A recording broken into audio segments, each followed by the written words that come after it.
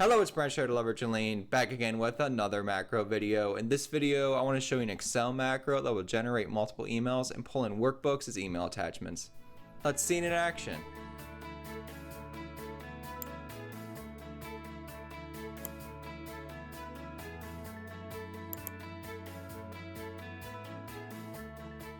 Alright, let me navigate to Excel to show you this new macro. And before I show you this new macro, create emails with workbooks attached, I want to provide some context behind it.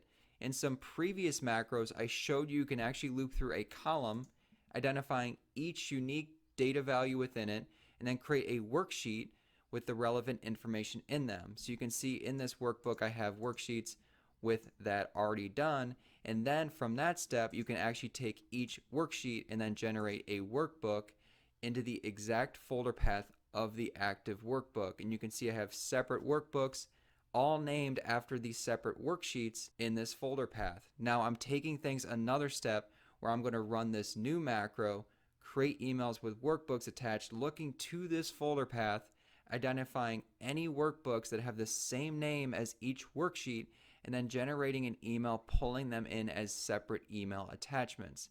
Now let me show you this. I have a custom macros tab, and then I can run this custom button, create emails with workbooks attached.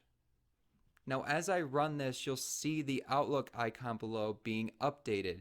And if I navigate down to that, you can see I now have a separate email generated per worksheet.